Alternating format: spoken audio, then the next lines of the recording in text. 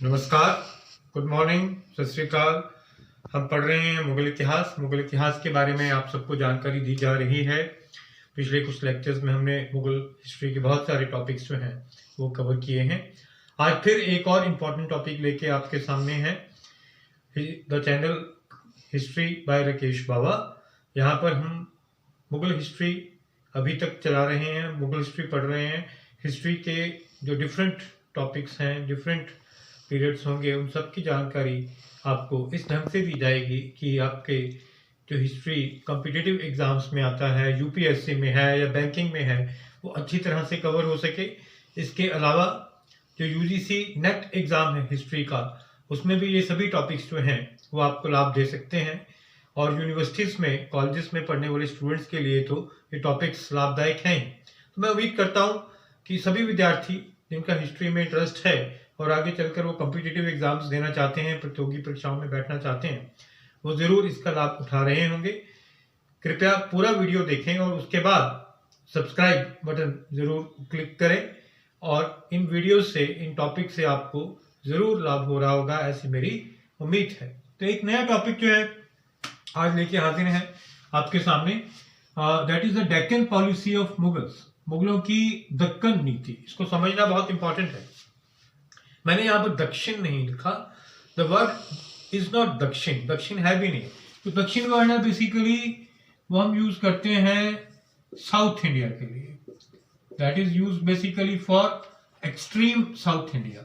अगर हम तमिलनाडु, केरला भी उसमें इंक्लूड हो जाता है, ठीक है। लेकिन जब हम दक्कन यूज करते हैं वर्ड, तो दक्कन वर्ड जो यूज करते हैं उसमें वो वाला एरिया आता है जो एक तरह से लिंक है नॉर्थ इंडिया और साउथ इंडिया के मध्य। ये एक तरह से नॉर्थ इंडिया और साउथ इंडिया, दक्षिण भारत में जो लिंक बनाता है, वो वाला ज्योग्राफिकल एरिया जो है, वो भौगोलिक क्षेत्र जो है, उसे हम दक्कन कहते हैं। तो इसमें कौन कौन सी स्टेट्स आ जाती हैं? इसमें बेसिकली जो आज मॉडर्न हमारा महाराष्ट्र है, महाराष्ट्र आ जाता है, नॉर्थ कर्नाटका आ जाता है, कर्नाटका का पूरा भाग तो मैं नहीं बोलूँगा, गुजरात का कुछ हिस्सा आ जाता है, तेलंगाना है, तेलंगाना का जो मॉडर्न इंडिया में हिस्सा है, वो तेलंगाना स्टेट जो आज बनी है आधुनिक भारत में, उसका हिस्सा भी पहले दक्कन ही कहते थे उसे, वो दक्कन एरिया में ही आता है। ये एक फिजिकल फीचर है जो है, और गोवा वाला एरिया भी उसमें इंक्लूड हो जाता है। तो ये सारा एरिया जो है वो दक्कन कहलाता था पहले। विजयनगर एम्पायर हमें पता है, तो विजयनगर साम्राज्य जो था वो दक्कन में ही था। बहमनी साम्राज्य जो था उसका ज्योग्राफिकल एरिया भी दक्कन ही था। बहमनी साम्राज्य वो भी दक्कन में ही था। तो दक्कन एरिया में किसी समय मुख्य तौर पर 6 साम्राज्य ऊपर आए, 6 राज्य ऊपर आए। बिरार, बिदर, अहमदनगर, खानदेश, बीजापुर और गोलकोंडा। ये 6 राज्य, ये जो 6 राज्यों के नाम मैंने लिखे हैं, मैं रिपीट कर रहा हूं, बिरार, बिदर, अहमदनगर, खानदेश, बीजापुर और गोलकोंडा, ये उसी एरिया को कवर करते थे जिसे इतिहासकार दक्कन कहते हैं, जिसे दक्कन नाम दिया जाता है। और इसमें से आगे चलकर हम देखते हैं कि बिदर असिमिलेट हो गया, बिरार जो है वो भी असिमिलेट हो गया बड़े साम्राज्य में, बड़े राज्य में। और मुख्यतः 4 राज्य बचते हैं, अहमदनगर, खानदेश, बीजापुर और गोलकोंडा। ये सभी मुस्लिम साम्राज्य थे, ये सभी मुस्लिम प्रिंसिपैलिटीज थी, हम कह सकते हैं मुस्लिम प्रिंसिपैलिटीज। यहाँ के जो रूलर्स थे वो इस्लाम को मानते थे, वो मुस्लिम थे। और इनके साथ साथ एक और एम्पायर जो है वो वहाँ पर चल रहा था दक्कन में, जिसे हम विजयनगर साम्राज्य कहते हैं, विजयनगर एम्पायर।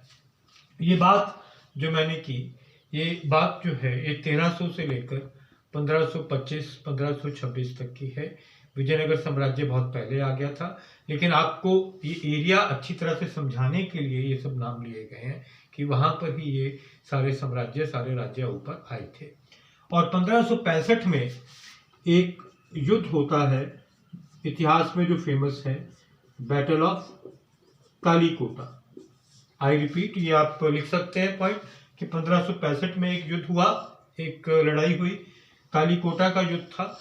ये विजयनगर साम्राज्य और जो ये मुस्लिम राज्य थे उनके मध्य हुआ था, उनके मध्य ये युद्ध हुआ और विजयनगर साम्राज्य जो है वो खत्म हो गया। बहमनी साम्राज्य और विजयनगर साम्राज्य के मध्य ये युद्ध होता है और बहमनी साम्राज्य डिसइंटीग्रेट हो जाता है, बहमनी साम्राज्य टूट जाता है। उसी में से ये जो 5 राज्य हैं, 6 राज्य बेसिकली निकल के आते हैं, 6 मुस्लिम राज्य निकल के आते हैं। ये कहां से निकल के आ रहे हैं? बहमनी राज्य से। और विजयनगर साम्राज्य जो है वो खत्म हो जाता है। ये एक बैकग्राउंड है, ये समझनी बहुत जरूरी है। अगर हम मुगलों की दक्कन नीति को समझना चाहते हैं तो पहले हमें इसकी तरफ ध्यान देना पड़ेगा। तो बहमनी साम्राज्य और विजयनगर साम्राज्य में जो युद्ध हुआ, तालीकोटा का युद्ध, तो उसमें विजयनगर साम्राज्य तो खत्म हो गया, बहमनी साम्राज्य भी डिसइंटीग्रेट होता है, टूट जाता है और निकल के आते हैं 5 राज्य, मुख्यतः 5 राज्य, 6 थे मुख्यतः 5 राज्य। और वो सारा का सारा एरिया जो है वो डेक्कन कहलाता था। ठीक है, उम्मीद करता हूं कि यहां तक आपको पता चल गया होगा। अब क्वेश्चन ये उठता है कि व्हाई अ प्रॉपर पॉलिसी, कि दक्कन में जाने के लिए एक प्रॉपर पॉलिसी, एक एग्जैक्ट नीति की जरूरत क्या थी मुगलों को।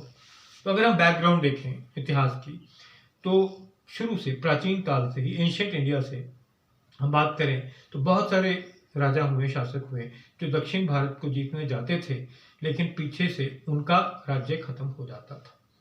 When they used to go to South India और डेक्कन, तो पीछे इतनी बगावतें होती थी कि उनका राज्य, उनका साम्राज्य छिन-भिन होने लगता था, डिसइंटीग्रेट होने लगता था।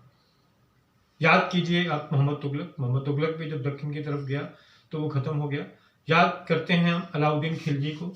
अलाउद्दीन खिलजी जो है, जब उसने दक्षिण राज्य को जीता तो उसमें एसिमिलेट नहीं किया। खिलजी ने कभी अपने साम्राज्य को assimilate नहीं किया। He didn't assimilate these states into his kingdom। जीतने के बाद छोड़ दिया। अब यही बात है कि एक प्रॉपर पॉलिसी की जरूरत थी। आपकी ये जो दक्कन नीति है वो सफल रहती है या असफल रहती है, ये इस पे डिपेंड करता है कि आप कौन सी नीति को अपना रहे हैं, कौन सी पॉलिसी को अपना रहे हैं। तो जो मुगल थे, बाबर और हुमायूं को हम छोड़ देते हैं, क्योंकि बाबर और हुमायूं के पास इतना वक्त ही नहीं था कि वो दक्कन की तरफ या साउथ इंडिया की तरफ उसके आगे ध्यान दे सकते। उनका कोई ऐसा मंशा भी नजर नहीं आ रही, ना ही उनके पास वक्त था, वो उत्तर भारत में बहुत बिजी थे। लेकिन इस तरफ, दक्कन की तरफ, अकबर के काल में प्रॉपर जो ध्यान है वो देना शुरू हुआ है। जो दक्कन की तरफ, दक्कन नीति जो है उसकी तरफ प्रॉपर जो नजर जाती है वो सबसे पहले किसकी जाती है? वो अकबर की जाती है। और एक बड़ा इंपॉर्टेंट पॉइंट यहाँ पे मैं रेज करना चाहता हूं कि सिर्फ 25 सालों में अकबर ने पूरे उत्तर भारत को जीत लिया। सिर्फ 25 वर्षों में ही expanded his empire in the North India and Central India, to some extent to Central India, Malwa तक ले गया, वो चंदेरी तक वो ले गया। कितने वर्षों में? 25 वर्षों में। लेकिन दक्कन नीति अपनाते हुए जो डेक्कन पॉलिसी उन्होंने अपनाई मुगलों ने, तो लगभग 100 सालों में जाके 1595 से लेके 1687 तक इतने वर्ष जो हैं, इतने वर्ष लग गए मुगलों को दक्कन में जो राज्य थे उनको अपने साम्राज्य में मिलाने के लिए। तो यहीं से हम समझ सकते हैं कि दक्कन का क्षेत्र जो था, जो ये डेक्कन एरिया था, वो कितना मुश्किल था ज्योग्राफिकली। नॉट ओनली ज्योग्राफिकली, अकेला भौगोलिक तौर पर ही नहीं, पॉलिटिकली भी वो एक कॉम्प्लेक्स एरिया माना जाता है शुरू से। तो इसी कॉम्प्लेक्सिटी की वजह से ये ये जो हम आंकड़ा देख पा रहे हैं, ये जो फैक्ट देख पा रहे हैं कि सिर्फ 25 वर्षों में नॉर्थ इंडिया को असिमिलेट कर लिया गया, लेकिन यहाँ पर लगभग 100 वर्ष 100 ईयर्स, ऑलमोस्ट 100 ईयर्स।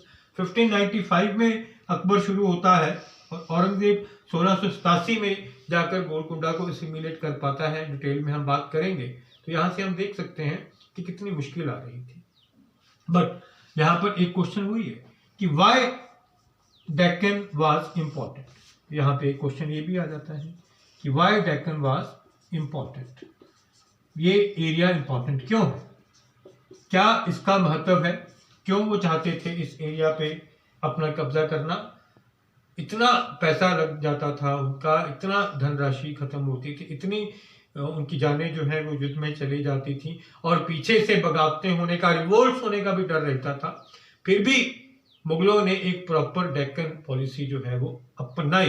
तो कुछ तो रीजन रहा होगा, कुछ तो महत्व होगा।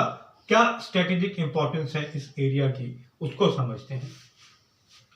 सबसे पहले तो ये बात हमें याद रखनी है, ये बात का ध्यान रहे कि जितना भी कोस्टल एरिया है वो यहीं पर है। नॉर्थ इंडिया में कोई कोस्टल एरिया नहीं है। जितना भी कोस्टल एरिया मिलता है, जितना भी तटीय क्षेत्र है, वो सब कहाँ पे है, वो दक्कन में है। महाराष्ट्र का कोस्टल एरिया, उत्तरी कर्नाटका का कोस्टल एरिया और गोवा का भी कोस्टल एरिया। तो कोस्टल एरिया का क्या महत्व है, व्यापारिक दृष्टि से, ट्रेडिंग। तो एक स्ट्रेटेजिक इंपॉर्टेंस तो ये है कि जिस वंश का, जिस राज्य का रूल इस एरिया में होगा, डेक्कन में होगा, उसे ये तटीय क्षेत्र प्राप्त होंगे।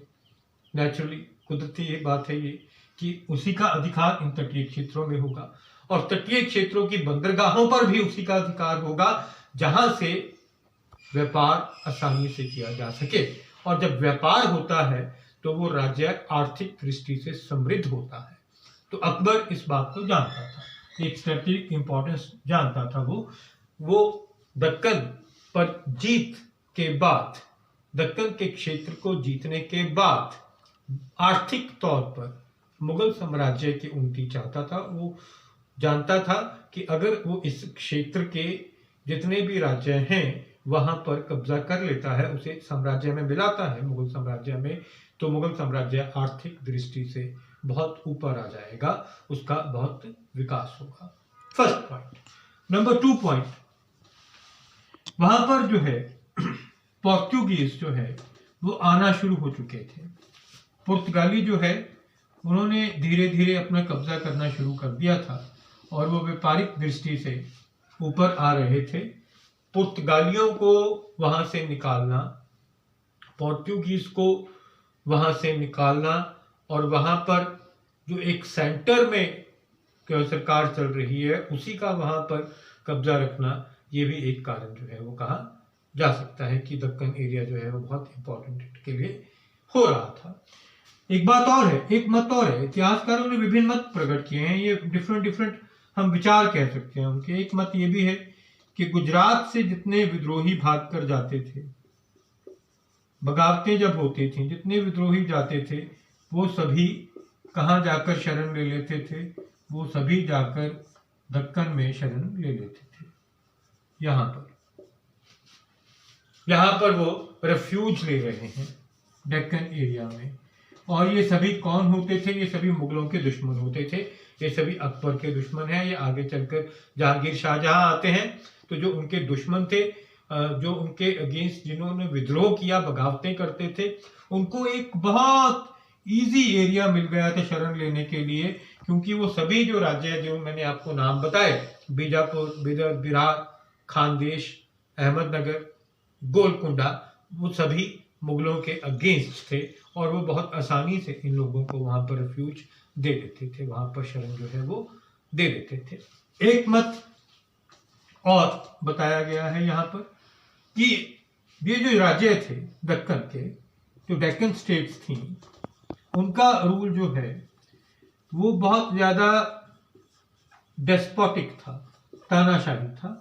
कि जितने भी ये राज्य थे, बिरार, बिदर, अहमदनगर, खानदेश, गोलकुंडा, यहाँ पर बहुत तानाशाही तरीके से शासन चल रहा था और अकबर जो है वो चाहता था कि वहां की प्रजा को इस तानाशाही प्रक्रिया से बचाया जा सके, इस डेस्पोटिक रूल को एंड किया जा सके।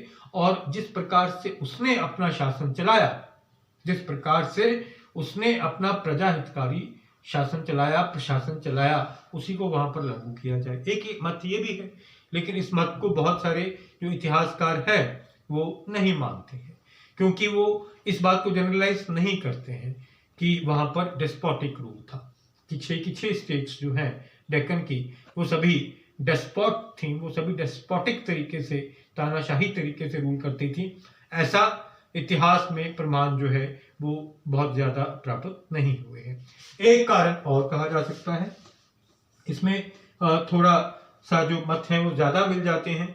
सिंपल सी बात है, ये जो कारण दिया गया है वो शिया सुन्नी कॉन्फ्लिक्ट को लेकर दिया गया है कि मुस्लिम थे डेक्कन स्टेट्स के, ये जो राज्य हमने लिखे थे, बिरार, विदर्भ, बीजापुर, गोलकुंडा, अहमदनगर, खानदेश, ये सभी जो थे ये शिया सांप्रदाय से संबंधित थे, इस्लाम के शिया मत को मानते थे, जबकि जो मुगल थे वो सुन्नी मत से संबंधित थे और वो सुन्नी मत का ही प्रचार करना चाहते थे दक्षिण में जाके, और वहां से शिया संप्रदाय को हटाना चाहते थे। एक मत ये भी दिया गया है, कई मत दिए गए हैं, सर्वमान्य मत तो कोई भी नहीं है। एक मिला जुला असर था कि मुगलों ने ये दक्षिण नीति को अपनाया, इस डेक्कन पॉलिसी को अपनाया। ये सफल होती है या असफल होती है, इसके बारे में भी विभिन्न विचार प्रकट किए गए हैं, लेकिन कुल मिलाकर हम जब इसे पढ़ लेंगे, डिटेल जान लेंगे, तो ये पाएंगे कि शुरुआती दिनों में in the initial stages the policy was successful but ultimately it was unsuccessful. कुछ हद तक ये नीति सफल रही, लेकिन अंत में मुगल साम्राज्य के पतन का एक मुख्य कारण भी ये डेक्कन पॉलिसी जो है वो बनती है, वो हम बाद में डिस्कस करेंगे। तो आज का जो लेक्चर है इसमें हमने इंट्रोडक्शन की बात की है, बैकग्राउंड की बात की है कि डेक्कन पॉलिसी है क्या, डेक्कन किस क्षेत्र को बोलते हैं और क्या जरूरत पड़ती थी सभी जो राजा थे, शासक होते हैं, उनको एक नीति अपनाने की, और मुगलों ने भी क्यों अपनाई। तो उम्मीद करता हूं कि ये सब बातें आपको समझ में आ गई होंगी। तो हम कल चर्चा करेंगे, कल के लेक्चर में चर्चा करेंगे कि ये नीति अकबर से लेके औरंगजेब तक कैसे चली, किस प्रकार से अकबर से लेके औरंगजेब तक ये नीति जो है वो चलती है। If you like these lectures, if you like these videos, तो चैनल को सब्सक्राइब करें। History by Rakesh Pava. Thank you very much.